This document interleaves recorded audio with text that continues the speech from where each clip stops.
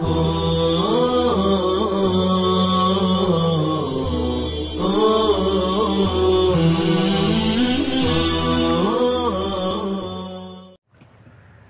اللہ الرحمن الرحیم الحمدللہ رب العالمین والصلاة والسلام علی سید المرسلین وعلی آلہ واصحابہ الطیبین الطاہرین۔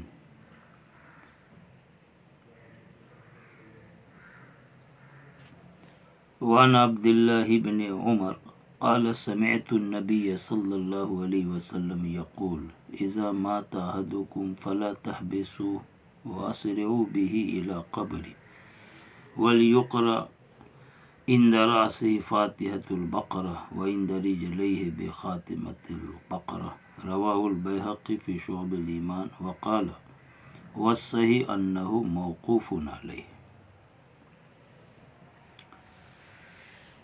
عزیز طلبہ، اس روایت میں میت کو دفن کرنے کے بعد اس کی قبر پر سرہانے پایتانے سورہ بقرہ کی ابتدائی اور آخری رکوع پڑھنے کی تلقین کرنا مسنون ہے۔ چنانچہ حضرت عبداللہ بن عمر کی روایت ہے، عبداللہ بن عمر کہتے ہیں کہ میں نے آپ صلی اللہ تعالی علیہ وسلم کو فرماتے ہوئے سنا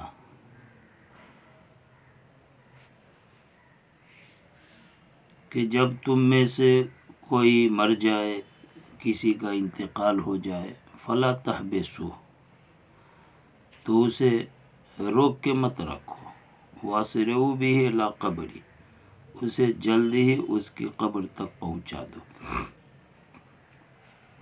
فلا تحبسو یعنی بلا ضرورت میت کو گھر میں یا مردہ خانے میں روکے رکھنا، تجہیز تکفین میں تاخیر کرنا، یہ سنت کے خلاف۔ اس کی وجہ یہ ہے، ماقبل میں وضاحت کر دی گئی ہے کہ میت نیک ہے تو فرشتے اس کا انتظار کرتے ہیں، اور اگر برا ہے تو اس برائی کو جلدی گھر سے نکال دینا چاہیے۔ لہٰذا علماء کا فیصلہ ہے کہ جب آدمی مر جائے تو اس کی تجہیز و تکفین میں جہاں تک ہو سکے جلدی کرنی چاہیے۔ عموماً اس کا انتظار، اس کا انتظار میت کو کافی روک کر کے رکھا جاتا ہے، یہ شریعت اور سنت کے خلاف۔ فلا تحبسو کے بعد واسرعوا بہ الی قبری جو حضور نے کہا، یہ جملہ پہلے جملہ کے لیے تاکید ہے، یعنی روکو نہیں، جلدی اسے قبر تک پہنچا دو۔ آگے مسئلہ ہے وَلْيُقْرَأْ عِنْدَ رَأْسِهِ فَاتِحَةُ الْبَقَرَةِ۔ اس جملہ سے قبر پر میت کے لیے تلقین کا ثبوت ملتا ہے۔ یہاں جو تلقین ہے وہ یہ کہ میت کے قبر کے سرہانے سورہ بقرہ کی ابتدائی رکوع کوئی آدمی بلند آواز سے پڑھے، وَلْيُقْرَأْ چاہیے کہ پڑھا جائے اس کے سر کے پاس سورہ بقرہ کی فاتحہ یعنی شروع کی آیتیں۔ چنانچہ علماء نے کہا ہے کہ بقرہ کی جو شروع کی آیتیں ہیں یعنی شروع سے لے کر مفلحون تک ایک رکوع پڑھے۔ وَعِنْدَ رِجْلَيْهِ بِخَاتِمَةِ الْبَقَرَةِ اور اس کے پاؤں کی طرف سورہ بقرہ کے آخر کی آیتیں پڑھے۔ ایک ہی آدمی سرہانے پڑھ لے پھر پایتانہ، یا ایک آدمی سرہانے میں پڑھے دوسرا آدمی پایتانے میں، آخر رکوع پایتانے میں پڑھے۔ لہٰذا وہ آخر رکوع آمن الرسول سے لے کر کے آخر تک ہے۔ بیہقی نے شعب ایمان میں یہ حدیث بیان فرمائی ہے، وقال انہوں نے کہا کہ صحیح یہ ہے کہ یہ روایت حضرت عبداللہ ابن عمر پر موقوف ہے۔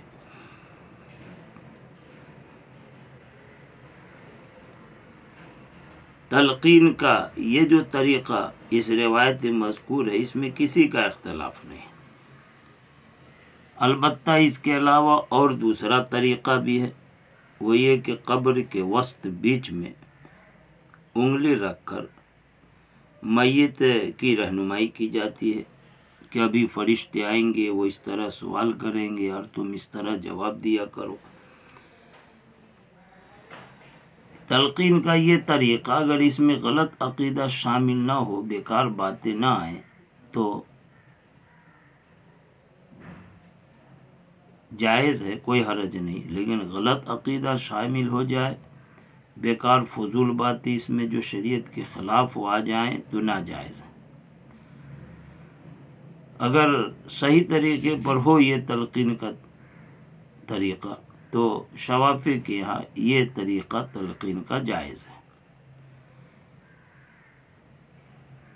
حضرت مولانا رشید گنگوہی رحمۃ اللہ علیہ نے فتاوی رشیدیہ میں اس تلقین کے بارے میں لکھا ہے کہ اصل میں اس کا دار و مدار مردوں کے سننے نہ سننے کے مسئلے پر۔ جو لوگ یہ عقیدہ رکھتے ہیں کہ مردے سنتے ہیں وہ تلقین کے اس طریقہ کو اختیار کرتے ہیں اور تدفین کے بعد قبر پر اس طرح تلقین کرتے ہیں، لیکن جن لوگوں کے یہاں عقیدہ ہے کہ مردے سنتے نہیں ہیں وہ اس قسم کی تلقین کا انکار کرتے ہیں۔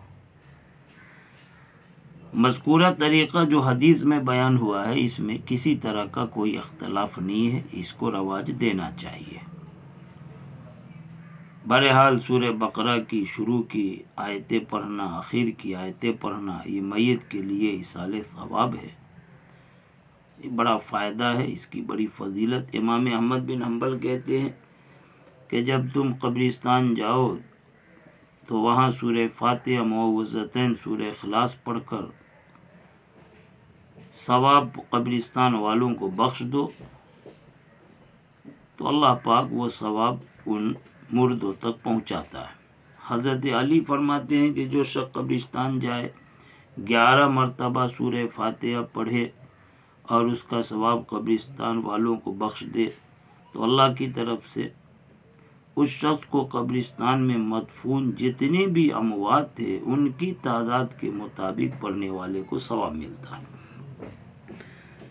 حضرت ابو ہریرہ کی ایک روایت ہے جس میں آپ صلی اللہ علیہ وسلم کا ارشاد ہے کہ جو شخص قبرستان جائے سورہ فاتحہ، قل واللہ احد، سورہ تکاثر، الہاکم التکاثر پڑھ کر اللہ سے عرض کرے کہ اللہ جو کچھ بھی پڑھا اس کا ثواب قبرستان کے مدفونین مومنین مومنات سب کو بخشتا ہوں، تو قبرستان میں جتنے مردے ہیں وہ اللہ کے حضور اس پڑھنے والے اور ثواب پہنچانے والے کے لیے شفاعت کرنے والے بن جاتے ہیں۔ اسی طرح حضرت انس کی ایک روایت ہے کہ آپ صلی اللہ علیہ وسلم نے فرمایا جو شخص قبرستان جائے اور ایصال ثواب کی غرض سے جائے اور وہاں سورہ یاسین تلاوت کرے اور قبرستان والوں کو اس کا ثواب پہنچائے تو اللہ پاک قبر میں جتنے بھی لوگ ہیں ان کے عذاب میں کمی کرتا ہے، اور اس شخص کو جو اس نے پڑھا تھا قبرستان میں مدفون مردوں کی تعداد کے مطابق اسے نیکیاں لکھ دیا جاتا ہے۔ بہرحال قبرستان خود عبرت کی جگہ ہے، اسے جا کر اور وہاں سے اپنے لیے عبرت کا سامان لائے اور میت کے لیے ثواب کا تحفہ پہنچائے، یہ مسنون طریقہ ہے جس کا ذکر حدیث کے اندر آیا۔ آگے کی جو روایت ہے حضرت ابن ابی ملیکہ کہتے ہیں لما توفی عبد الرحمن بن ابی بکر، کہ جب عبد الرحمن بن ابی بکر مقام حبشی میں وفات پائے، یہ عبد الرحمن حضرت عائشہ کے بھائی ہیں، ان کی وفات حبشی کے مقام پہ ہوئی تھی۔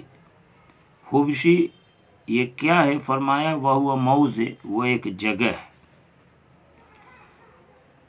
چنانچہ علماء نے کہا کہ مکہ مکرمہ کے نشیبی علاقوں میں ایک پہاڑ کا نام ہے، بعض علماء کہتے ہیں مکہ سے 1 منزل کے فاصلے پر ایک جگہ ہے، بعض نے 6 میل کا فاصلہ لکھا ہے۔ بہرحال وہاں حضرت عبد الرحمن بن ابی بکر حضرت عائشہ کے بھائی کا انتقال ہو گیا تھا۔ فحمل الی مکہ، اور ان کا جنازہ اٹھا کر مکہ لایا گیا، چنانچہ مکہ لا کر جنت المعلات میں ان کو دفن کیا گیا۔ حضرت عائشہ اس وقت موجود نہیں تھی، بعد میں کبھی تدفین کے بعد وہ بھائی کی قبر پر آئی اور عجیب انداز سے ان کی محبت اور ان کی رفاقت کا ذکر کیا اور 2 شعر پڑھے۔ کہتے فحمل الی مکہ، انہیں اٹھا کر مکہ لایا گیا، فدفن بہا، اور وہاں مکہ میں جنت المعلات کے قبرستان میں ان کو دفن کیا گیا۔ فلما قدمت عائشہ، پھر جب عائشہ آئی بعد میں تدفین کے بعد کبھی قبر پر حاضر ہوئی، فلما قدمت عائشہ، پس جب عائشہ مکہ آئیں، علماء کہتے ہیں کہ حج کے لیے مکہ تشریف لائی تھی مدینہ سے حضرت عائشہ۔ اتت قبر عبد الرحمن بن ابی بکر، تو اپنے بھائی عبد الرحمن بن ابی بکر کی قبر پر حاضر ہوئے۔ فقالت، اور انہوں نے یہ کہا، یہ شعر پڑھا تھا وہاں پر جس سے ان کی محبت، بھائی کی رفاقت جھلکتی ہے۔ وَكُنَّ كَنَدْمَانَيْ جَزِيمَةَ حِقْبَةً مِّنَ الدَّهْرِ حَتَّى قِيلَ لَن يَتَصَدَّعَ فَلَمَّا تَفَرَّقْنَا كَأَنِّي وَمَالِكَ لِطُولِ اجْتِمَاعٍ لَمْ نَبِتْ لَيْلَةً مَّعًا۔ شعر کا ترجمہ ہے کہ کننا، اور ہم ایسے تھے جیسے کہ جزیمہ کے 2 ہمنشیں۔ آگے جزیمہ کیا ہے اس کی وضاحت آئے گی کہ عراق اور جزیرے عرب کا ایک زمانے میں مشہور بادشاہ گزرا جس کا نام جزیمہ تھا، اس کے 2 ہمنشیں تھے۔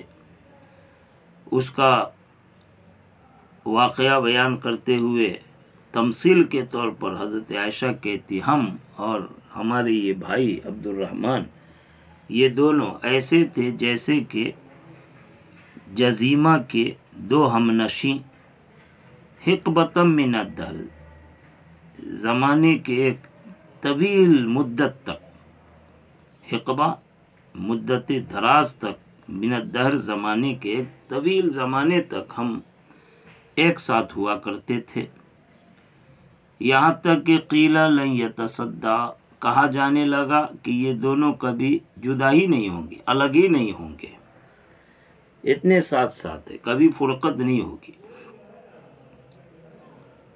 فلما تفرقنا، لیکن جب ہم دونوں جدا ہو گئے۔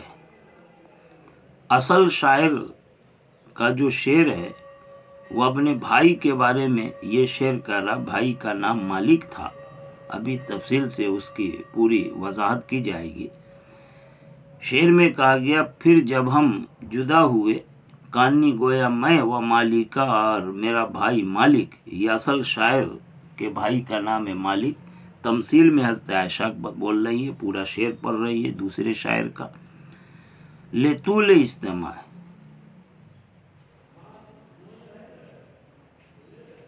ایک طویل زمانے تک جمع ہونے کی وجہ سے، کہ ایک طویل زمانے تک ہم مجتمع رہے، جمع رہے، اور پھر اس کے باوجود ہم دونوں جدا ہو گئے، لم نبت لیلۃ معا، تو اب ایسا ہو گیا گویا کہ ایک رات کے لیے بھی ہم ایک ساتھ اکٹھا نہ ہوں گے۔ یہ شعر کا ترجمہ تھا۔ آگے حضرت عائشہ نے جو کہا اس کو بیان کر رہے ہیں، ثم قالت، پھر عائشہ نے کہا، واللہ لو حضرتک، قسم بخدا اگر میں تیرے انتقال کے وقت حاضر ہوتی، ما دفنت الا حیث مت، تو تجھے دفن نہ کیا جاتا مگر وہیں جہاں پر کہ تو انتقال کیا، یعنی میت کو جہاں انتقال ہوا وہیں دفن کرنا چاہیے، وہاں سے دوسری جگہ منتقل کرنا خلاف سنت ہے۔ افضل یہ ہے کہ جہاں انتقال ہو وہیں دفن کیا جائے، جیسا کہ معقول مسئلہ آ چکا۔ اسی کو کہہ رہی عائشہ، پھر کہا کہ قسم بخدا اگر میں حاضر ہوتی تجھ پر، یعنی تیرے انتقال کے وقت، تو تجھے دفن نہ کیا جاتا مگر اسی جگہ جہاں تو انتقال کیا، وَلَوْ شَهِدْتُكَ مَا زُرْتُكَ، اور اگر میں اس وقت موجود ہوتی تو میں تیری زیارت نہ کرتی، یعنی مردوں کے ساتھ قبرستان میں قبر پر تیرے پاس نہ آتی۔ یہ جو شعر ہے حقیقت میں ایک دوسرے شاعر کا ہے جس کا نام تمیم بن نویرہ، اس کے بھائی کا نام مالک ہے۔ حضرت خالد بن ولید نے جنگ یمامہ کے موقع پر بھائی مالک کو قتل کر دیا تھا۔ اسی کی محبت اور فراق میں تمیم بن نویرہ یہ شعر پڑھ رہا ہے، جس میں کانی و مالک، گویا میں اور مالک یعنی اس کا بھائی مالک تھا۔ جزیمہ کے بارے میں بتایا تھا کہ ہم دونوں ایسے تھے جیسے ایک زمانے تک جزیمہ کے دو ہم نشیں۔ جزیمہ عراق اور جزیرہ عرب کے کسی مشہور بادشاہ کا نام ہے جو کسی زمانے میں گزرا۔ اس بادشاہ کے دربار میں اس جزیمہ نامی بادشاہ کے دو ہم نشیں ہوا کرتے تھے، ساتھ اٹھنے بیٹھنے والے، اور دونوں آپس میں بھائی تھے۔ ان میں سے ایک کا نام مالک تھا اور دوسرے کا نام عقیل تھا۔ 40 سال تک یہ دونوں بھائی جزیمہ کے دربار میں ہم نشیں اکٹھے ساتھ ساتھ رہے، اور اتنے طویل مدت تک ساتھ ہونے کی وجہ سے کسی کو یہ خیال بھی نہیں ہوا کہ یہ دونوں بھائی کبھی جدا ہوں گے۔ لیکن بعد میں جب موت کی وجہ سے ایک دوسرے سے جدا ہو گئے تو عرب کے لوگ ان کے رفاقت کو بطور مثال پیش کرنے لگے، اور ظاہر ہے کہ پہلے اتنے طویل مدت تک ساتھ رہے کہ لگے کہ جدا ہی نہیں ہوں گے، اب موت کے بعد جدا ہو گئے تو ظاہر ہے کہ کبھی اکٹھے نہیں ہوں گے۔ تو تمیم بن نویرہ جو تھا وہ اور حضرت عائشہ یہ دونوں اپنے بھائیوں کی رفاقت، محبت اور پھر بعد میں فراق کو اسی شعر کے پس منظر میں پیش کر رہے ہیں۔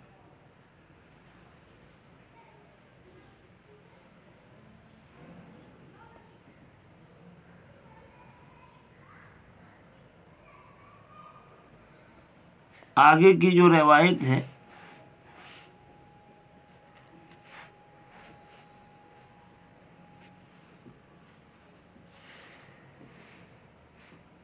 اس روایت میں حضرت ابو رافع کہتے ہیں کہ آپ صلی اللہ علیہ وسلم نے حضرت سعد کو جو قبر میں اتارا اس میں سل والا طریقہ اختیار کیا۔ سل ماقول میں سل والا طریقہ، یعنی پایتانی کی طرف سے میت کو سنہانے کی طرف لایا جائے پھر قبر میں اتارا جائے۔ تو میت حضرت سعد کو آپ صلی اللہ علیہ وسلم نے سل والے طریقے سے قبر میں داخل کیا، پایتانی کی طرف سے سرہانے لا کر قبر میں ڈالا، ورش علی قبرہ ماء، اور ان کی قبر پر پانی کا چھڑکاؤ کیا۔ دونوں مسئلے ماقبل میں آ چکے ہیں۔ آگے کی روایت